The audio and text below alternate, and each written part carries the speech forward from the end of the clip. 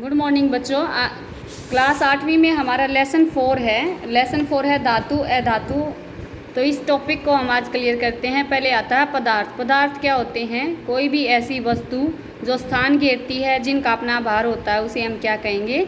पदार्थ। अब पदार्थ में धातु और अधातु आती हैं। धातुएं क्या होती हैं? जैसे ये मेरे पास एक मैग्नीशियम रिबन है, ये तांबे की तार है, ये एक चाकू है जो लोहे से बना हुआ है, ये इरेज़र है, ये पेंसिल है, और ये हमारे पास क्या है? Tuning fork. अब इनमें हमें ये बताना है कौन सी धातु है और कौन सी अधातु है।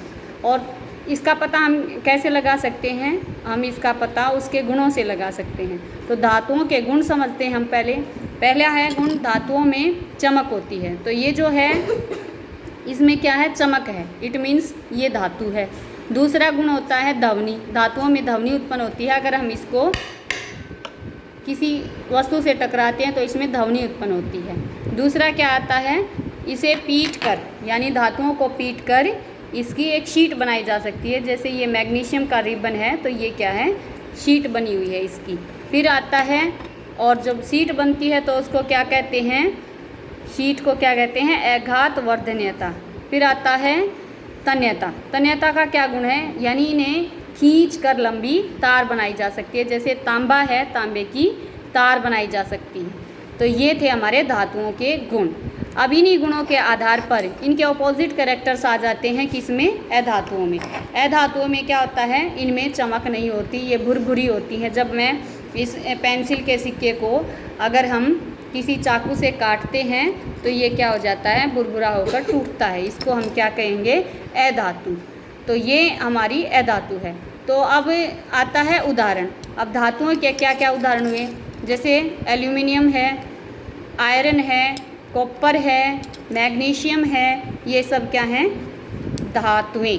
और अधातुओं में जो हम सांस ले रहे हैं, वायु है, वायु के अंदर ऑक्सीजन है, तो ये क्या है? अधातु है। अब ये कार्बन का बना हुआ है, जो सिक्का है ये कार्बन का बना हुआ है, ये क्या है? अधातु है। इसी प्रकार से एक कैरेक्टर आता है धातु और अधातुओं में, सुचालक और कुचालक। सुचालक का मतलब है जो हीट और इलेक्ट्रिसिटी को अपने में से गुजरने देता है, यानी कंडक्टर्स होते हैं, सुचालक होते हैं। और जो नहीं गुजरने देता वो क्या है? कुचालक। तो धातुएं क्या होती हैं? विद्युत की अच्छी क्या होती हैं?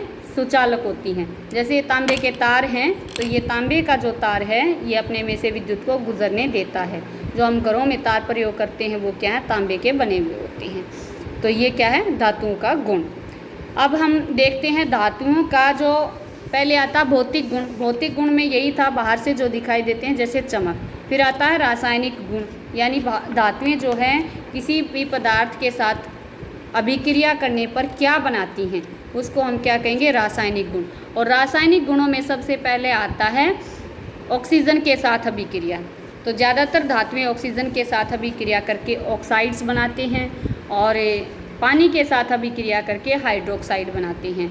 और दूसरा ये आता है, इनकी अभिक्रिया के दौरान हाइड्रोजन गैस उत्पन्न होती है, जिससे पॉप की ध्वनि सुनाई देती है।